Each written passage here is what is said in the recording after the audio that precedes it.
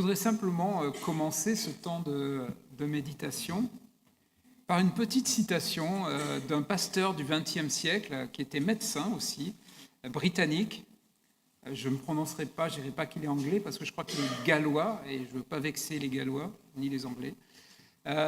Il s'appelait, puisqu'il est décédé, Martyn Lloyd-Jones. Pour la petite anecdote, juste une anecdote le concernant, c'est qu'il prêchait en 1941-42 lors des bombardements de Londres et une bombe a atterri à côté de la chapelle où il prêchait. Il a continué, il n'a pas arrêté. Et il déclarait ce n'est pas du pessimisme que de regarder la réalité en face. Le pessimisme vient après que tu aies regardé la réalité en face. Je répète, ce n'est pas du pessimisme que de regarder la réalité en face. Le pessimisme vient après que tu as regardé la réalité en face. Je crois que ces mots sont vraiment justes. Ils sont justes par rapport à ce que nous vivons aujourd'hui. Quand on regarde la réalité en face, on a de quoi quand même être pessimiste à vue humaine. D'ailleurs, si vous regardez bien la société, notre société, le monde dans lequel on vit, face au pessimisme, la seule réponse que l'on trouve, c'est l'anxiété. L'anxiété, je dirais presque institutionnalisée, nourrie même dans les médias. Pour s'en convaincre, je vous invite à regarder un journal télévisé national. Vous en regardez la structure sur les grandes chaînes. Il commence ou par la guerre, ou par des problèmes de climat, donc guerre, climat, guerre, les prix, problème des prix, puis la sécheresse avec toutes ses conséquences, et enfin un petit reportage léger pour décompresser un peu la bête, on va dire ça comme ça. L'anxiété aujourd'hui, c'est le canal unique par lequel nous sommes appelés à réagir face à la réalité si difficile à voir et à vivre. C'est ce qu'on veut nous vendre aujourd'hui. Elle est vendeuse. Eh oui, elle est vendeuse. Au niveau de l'audimat, toutes les chaînes ont intérêt à revenir sur ces infos-là parce que l'anxiété crée, c'est comme une espèce d'addiction, c'est un accro. On veut on veut être informé, on veut à la fois être sécurisé, donc on regarde et on devient encore plus anxieux et ainsi de suite. Favorise aussi l'industrie du médicament et plein de choses.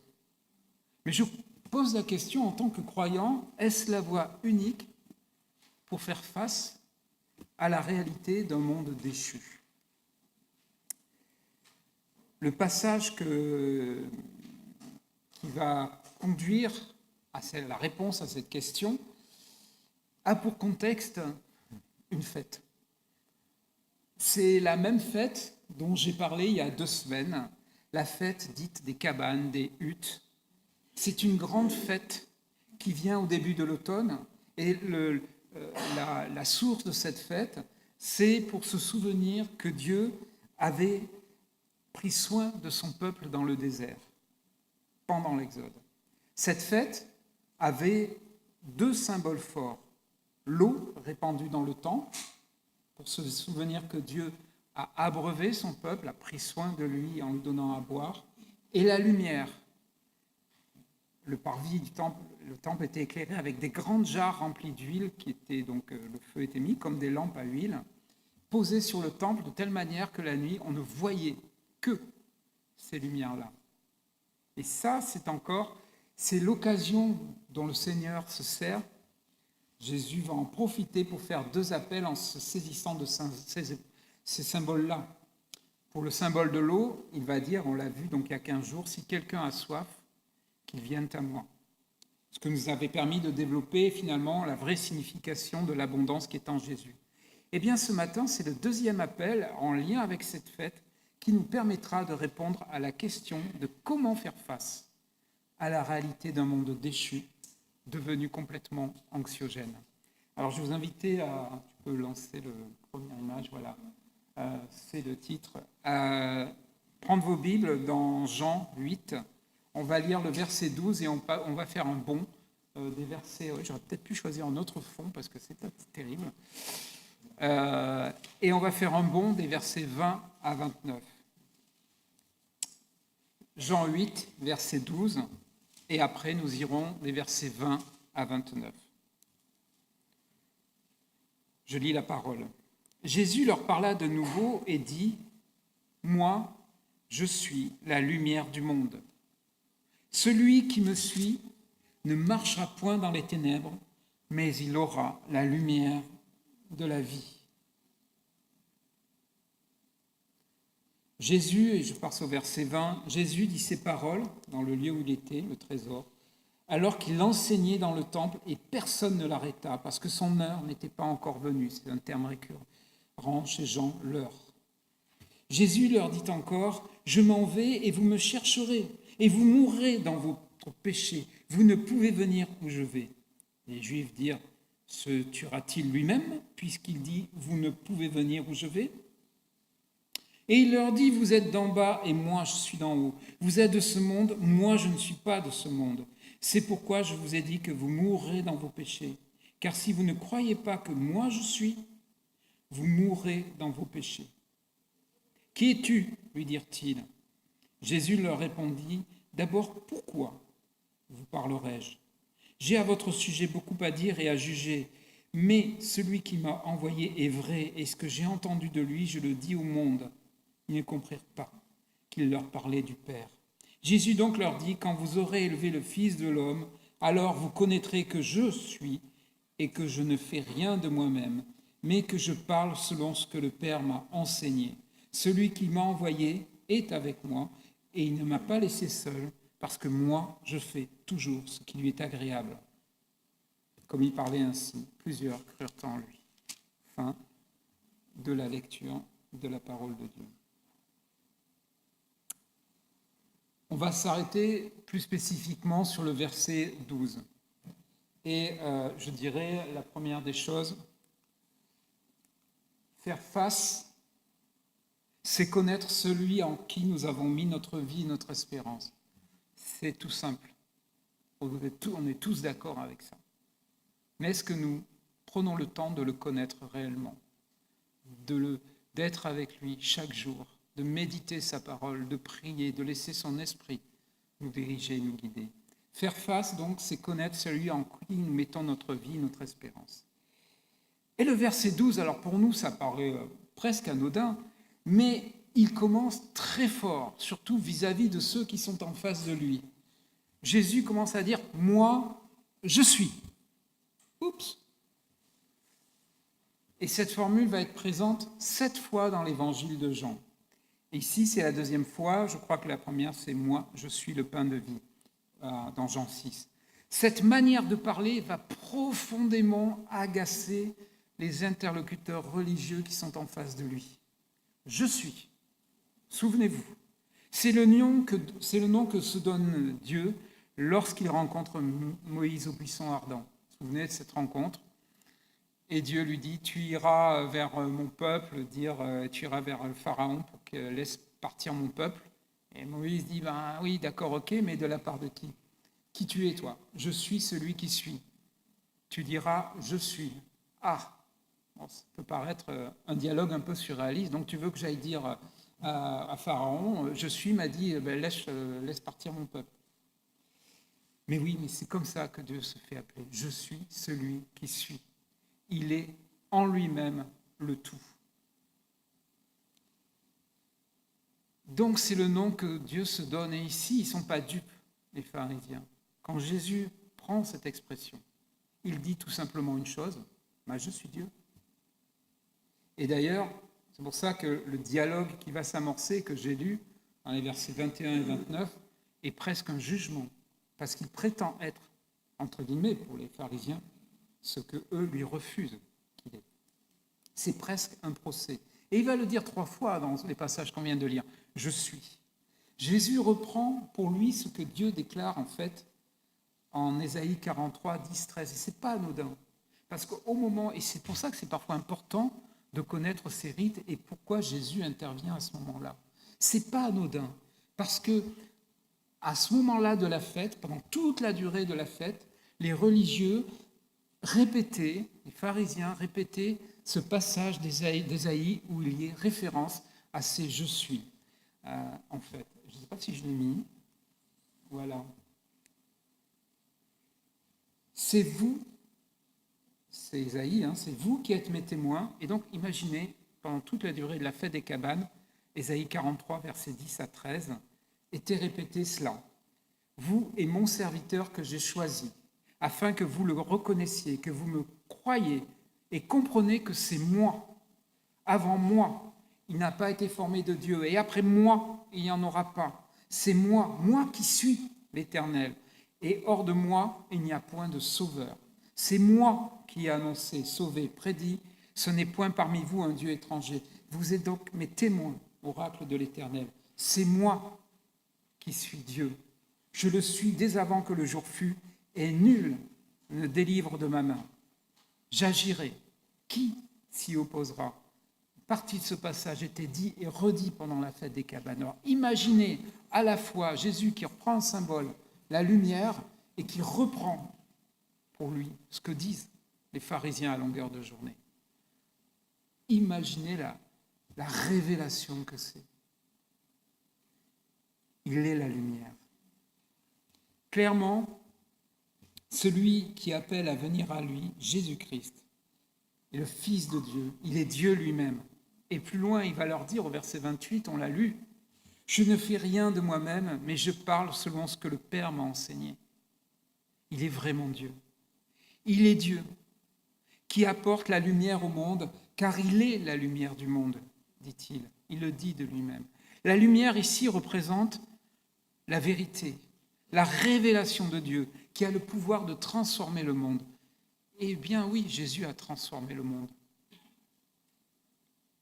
Notre société, qu'elle le veuille ou non, notre France, j'en discutais il n'y a pas très longtemps avec un collègue qui est catholique, a des racines chrétiennes. Christ, après effectivement notre péché là, mais l'Évangile a changé le cours de l'histoire. Dès la création, en Genèse, il est lui la lumière qui représente cette vérité. Il est la lumière qui transforme et continue à transformer le monde. Regardez ce qui s'est passé à Éphèse quand l'Évangile a été annoncé.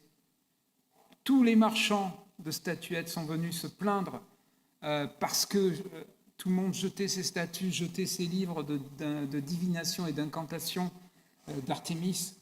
Si ce n'est pas changer une société, ça c'est quoi? Et il y a d'autres exemples dans l'histoire de réveils qui ont changé le monde. Oui, il est la lumière. Et Jésus s'inscrit à ce qui se passe depuis la création. En Genèse, la première chose que Dieu a fait, qu'est-ce qu'il a fait? C'est d'éclairer le monde. De libérer des ténèbres. C'était un chaos informe, les ténèbres, que la lumière soit. Et à partir de là, tout le processus de création de Dieu est amorcé. Dieu a d'abord mis la lumière, et Dieu vient en Jésus-Christ en tant que lumière du monde. Je ne vous apprends rien, mais bon, c'est bien de se le rappeler. Dieu annonçant la venue de son serviteur, son Messie, je crois que je me suis planté de passage en fait, c'est maintenant. Il lui donne cette mission de libération du péché dans Ésaïe 42, 6, verset 7, que vous avez devant vous. Je me suis trompé, bon, ça arrive. Moi, l'Éternel, je t'ai appelé pour la justice, et je te prends par la main, je te protège, et je t'établis pour faire alliance avec le peuple, pour être la lumière des nations, pour ouvrir les yeux des aveugles, pour faire sortir de prison le captif et leur cachot, les habitants des ténèbres. Et que va-t-il se passer dans l'évangile de Jean par la suite, en Jean 9? Ce récit qui peut être rocambolesque, là aussi à un deuxième niveau, les versets 5 et 7, Jésus va guérir un aveugle, qu'il va inviter à aller se présenter aux autorités religieuses, qui évidemment ne vont pas croire. Et ce récit est étonnant à plusieurs étages, puisque l'aveugle recouvre la vue et confesse Jésus comme Seigneur, et ceux qui sont censés voir deviennent aveugles, les croyants, les pharisiens en face de lui. Mais L'aveuglement est plus profond que ça, et c'est rocambolesque, puisqu'il convoque les parents. C'est bien votre fils? Une question de oui, demandez-lui si c'est bien notre fils, hein, c'est quand même un peu particulier. Oui, on croit bien, oui, c'est peut-être lui. Personne n'ose affronter, enfin, c'est un récit un peu étonnant, mais les aveugles voient qui est Jésus. Et ceux qui voient deviennent aveugles. Parfois, nous sommes, nous aussi, à devenir aveugles, tellement nous sommes pris dans nos filtres. Et en allant jusqu'au bout, en Jean 12, il va faire cette ultime déclaration. Avant que commence tout le récit de la Passion, le récit de la chambre haute et ainsi de suite, il va dire cette phrase-là, « Moi, la lumière, je suis venu dans le monde afin que quiconque croit en moi ne demeure pas dans les ténèbres. » Il annonce « Je suis la lumière du monde ». Manière réelle et symbolique, il rend la vue à ceux qui ne voyaient rien, à ceux qui sont pécheurs, aux aveugles du péché. Et il affirme « Je suis venu dans le monde afin que quiconque croit en moi ne demeure pas dans les ténèbres. » La délivrance. Jésus est Dieu. Il est la véritable source de vie. Celui dont parle le psaume 36, verset 10. « Car auprès de toi, levez-vous tous les matins en disant ce verset-là, car auprès de toi est la source de la vie. Par ta lumière, nous voyons la lumière. » Souvent, je parle de se lever le matin et d'avoir le pied par terre, mais c'est tellement important de commencer par là. Ça change une journée. Ça n'empêche pas qu'elle pourrait être difficile, mais dire « car auprès de toi est la source de la vie, par ta lumière, nous voyons la lumière. » C'est une vérité qui ne changera pas et que rien dans la journée pourra faire changer. Jésus est Dieu, il nous fait connaître Dieu, il est la révélation de Dieu, il est la lumière qui nous conduit au travers des épreuves et des situations difficiles de ce monde. Il nous conduit, il est cette lumière sur notre sentier, il nous conduit vers le Père. Alors vrai, nous serions tentés de dire, difficile de connaître Dieu, nous, on ne l'a jamais vu. Qui m'a vu a vu le Père, dit Jésus. Alors regardez à Jésus. Lis les évangiles et tu découvriras qui est Dieu. Sa compassion, son amour, sa miséricorde tout au long des évangiles, sa justice. Oui, Dieu est juste. Sa sainteté. Et comment tout cela, et je l'ai dit précédemment, a impacté la vie des hommes et des femmes qui étaient autour de lui et impacte encore aujourd'hui. Combien sont venus à Christ à la découverte de l'Évangile, à la découverte de qui est notre Dieu, celui qui n'a pas hésité à se donner à la croix pour chacun d'entre nous. Et oui, c'est ce Dieu effectivement qui t'aime, qui nous aime, tant au point de venir à nous et mourir pour nous afin de nous réconcilier avec le Père, nous qui l'avons offensé si gravement. Et ça n'a pas terni sa lumière, bien au contraire. Alors, la première des choses, effectivement, faire face à la réalité et à l'anxiété que génère notre monde aujourd'hui, c'est vrai, c'est tout bête, je suis désolé de le répéter, c'est regarder à qui est Jésus, qui est le Seigneur de la vie, et voir qu'il domine toutes choses et qu'il est maître des circonstances. Je reprendrai cette expression toute bête, toute simple, qui n'est pas de moi, fixer nos yeux sur Christ.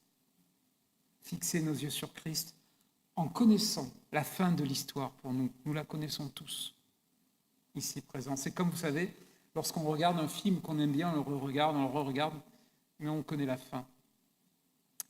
Et la fin, c'est dans Apocalypse 2, Dieu nous la donne. La nuit ne sera plus, ils n'auront besoin ni de la lumière d'une lampe, référence à ce qui se passe pendant la fête des huttes, ni de la lumière du soleil, parce que le Seigneur Dieu les éclairera.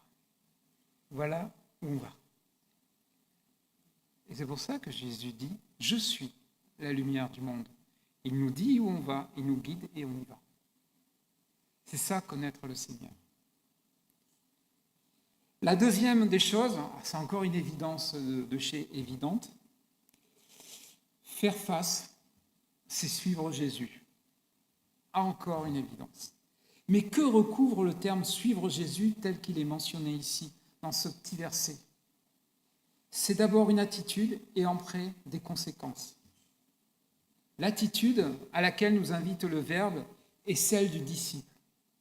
Dans le contexte de Jésus, il a devant lui des pharisiens dont les ancêtres ont suivi Dieu par obéissance dans l'obscurité de la nuit, éclairés par la colonne de feu, et ils célèbrent ça. Ils le célèbrent par la fête des huttes. Exode 13, les versets 21, où on voit « Dans la nuit, le peuple avançait hors d'Égypte à la lueur de la flamme », alors qu'eux refusent de suivre Jésus, la véritable lumière de Dieu. Il ne s'agit pas d'être un disciple de circonstances ou d'occasion. C'est un engagement entier de notre personne, lui consacrer sa vie. Alors oui, ça implique de savoir renoncer, de rechercher en toute occasion sa volonté. Il n'y a pas de disciple à moitié. Je ne m'arrange pas avec le Seigneur. Il voit tout, il sait tout. David l'a dit aussi. C'est l'œuvre de Dieu dans toute une vie d'homme, conduit par son esprit, qui nous rend disciples. Mais regardons vers lui, d'abord et en tout. Alors la première des conséquences, dans le verset 12, elle est exprimée de manière négative. Moi, je suis la lumière du monde, celui qui me suit ne marchera point dans les ténèbres. La première des conséquences est exprimée par la négative. Suivre Christ, c'est la certitude de ne pas marcher dans les ténèbres. Cela signifie clairement de ne pas adopter les ténèbres ici, au sens figuré. C'est de ne pas adopter une manière de vivre selon des principes et des pensées et des actes qui sont contraires à Dieu, qui manifestent une révolte contre lui. Est-ce que ce que je fais, ce que je dis, ce que je pense est contraire à Dieu? Alors ouais, c'est un peu pénible parce que sonde-moi, ô Dieu, et dis-moi. Ouais, c'est pénible, mais c'est saint. Est-ce que, Seigneur, je te glorifie lorsque je passe du temps, je ne sais pas, moi je passe moitié de ma journée à jouer aux jeux vidéo ou à, je sais pas, faire une activité quelconque qui fait que je m'enferme sur moi-même, je m'enferme par rapport aux autres. Est-ce que je te rends grâce? Est-ce que je te rends grâce? Est-ce que je suis dans tes voies lorsque je vais regarder des vidéos pornographiques ou des films de violence, d'horreur? Est-ce que je suis dans tes voies? Est-ce que ça n'absorbe pas mon temps que je pourrais consacrer à autre chose, qui te glorifie auprès de ceux qui me sont proches, des temps où je pourrais prier pour toi, où je pourrais prier avec toi? Cette certitude-là, elle naît de l'esprit, de la lumière du Christ qui nous habite et qui nous dit clairement quand ce que nous faisons ou pensons est contraire à la volonté de Dieu, contraire à notre nouvelle nature d'enfant de Dieu. On ne va pas se cacher entre nous, on le sent, on le sait très bien au fond de nous lorsque nous faisons, disons, pensons quelque chose dont on sait ça ne va pas plaire à Dieu. Si on s'arrête dans le silence de nos cœurs, on le sait tous. Et Paul écrit, et c'est notre marche de disciple. C'est notre marche de disciple, d'apprendre chaque jour davantage à nous conformer à lui, à regarder à lui. C'est toute une vie de disciple.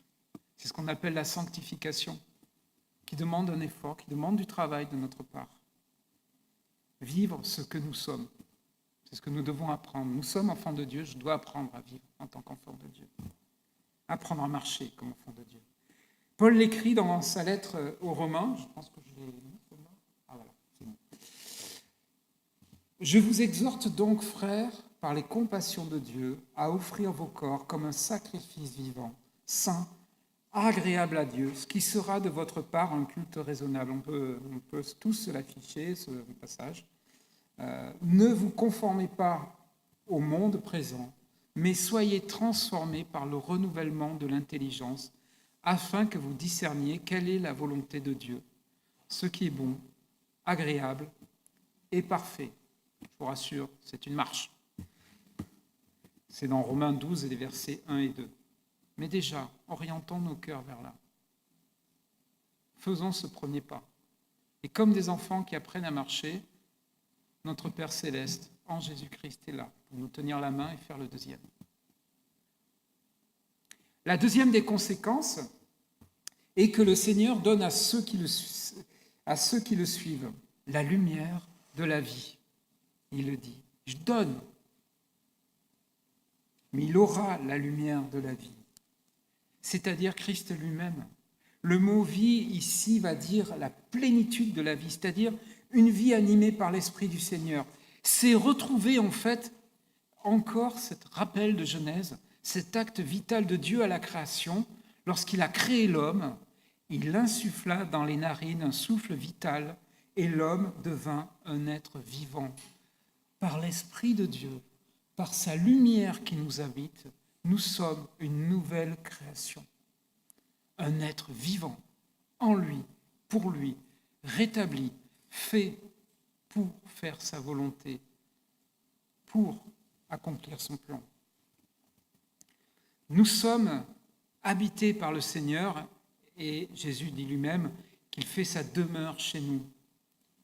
Que nous le voulions ou non, nous rayonnons de sa présence. Et là où nous sommes, nous rayonnons de sa présence. Nous devenons, et c'est aussi dans Matthieu 5, dans les Béatitudes, lumière du monde, pour ce monde qui marche dans la nuit. Là où nous sommes lumière du monde. Hier, avec Martine, on a été voir Daniel qui vous adresse son bonjour. Et Daniel nous a partagé qu'il y a une infirmière qu'elle voit et qui est chrétienne évangélique et qui vient tous les jours la voir, qui chante, qui parle un peu avec elle, qui dit bonjour ma sœur. Et c'est un rayon de soleil pour Daniel. C'est ça, être lumière du monde. C'est pas être à tous les coins de rue et avec une pancarte « Jésus t'aime », ça peut être ça. Mais c'est simplement manifester la présence du Seigneur là où il nous met. Et Daniel nous disait que les personnes aiment l'entendre chanter, parce qu'elle chante bien en plus, aiment entendre chanter. Cette infirmière qui a le sourire, qui rayonne du Seigneur. Vous êtes la lumière du monde. Et nous sommes tous cette lumière du monde. Nous devenons lumière du monde pour ce monde qui marche dans la nuit. Pensez-le. C'est là les choses. Alors, en conclusion, je dirais simplement, oui, pour faire face à la réalité de ce monde et à l'anxiété qu'elle génère, la Bible pose la question de l'identité. Qui est celui en qui je crois, en qui je mets toute ma vie, et qui suis-je? Qu'a-t-il fait de moi? Répondre à la question de l'anxiété, c'est répondre à cette double question tous les jours, connaître Christ. Et qu'a-t-il fait de moi? Je me repose alors sur lui parce qu'il a fait de moi son enfant, un être réellement vivant, qu'il invoque, lui, le Seigneur, venu jusqu'à nous par amour et compassion. Contrairement à la réalité du monde qui nous entoure, qui repose sur l'incertitude du demain, où il n'y a rien à quoi s'accrocher, franchement, il y a un an, qui d'entre vous, moi y compris, aurait imaginé la guerre qu'il y a actuellement avec l'Iran? Qui aurait imaginé ces méga-feux dans le Médoc cette année? Toutes ces évacuations. Et je vous pose la question, savez-vous à quoi ressemblera l'année prochaine?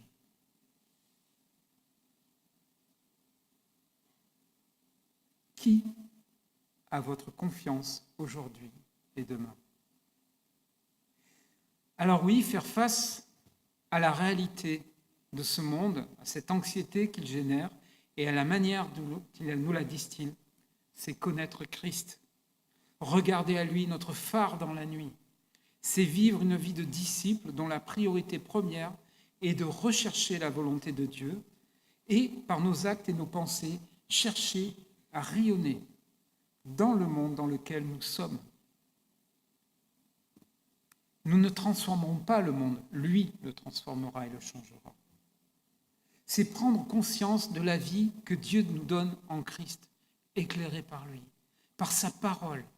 Plus nous nous approchons de lui, plus nous nous approchons de la lumière, plus va se dissiper en nous les ténèbres qui nous habitent, péché, blessures, frustration. C'est un mouvement de chaque jour. Ce n'est pas en une fois que tout se guérit. Mais chaque jour davantage, je choisis de m'approcher de toi. Car par sa lumière, je rappelle le psaume 36, nous voyons la lumière. Il éclaire nos chemins, il éclaire nos décisions. Mais plus nous nous éloignons de lui, plus nous laissons place aux ténèbres. Cette manière de vivre, contraire à la volonté de Dieu. Alors, Jean, dans son épître, termine par ce message qui est le nôtre. Voici le message que nous avons entendu de lui et que nous vous annonçons. Dieu est lumière. Il n'y a pas de ténèbres en lui. Pas de condition. Il n'y a pas en lui de ténèbres. Ce n'est pas la réalité du monde qui change les choses. Il n'y a pas en lui de ténèbres. Alors oui, voilà la source de notre paix face à la réalité pour nos vies, quelles que soient les circonstances. Faire face à la réalité d'un monde déchu, je répète quelque chose de basique, c'est connaître le Seigneur tel qu'il est, tel qu'il vient à nous, et de le suivre. Voilà notre boussole, voilà notre lumière. Dieu est lumière. Il n'y a pas en lui de ténèbres.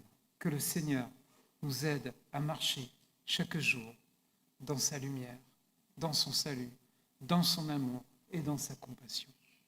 Amen.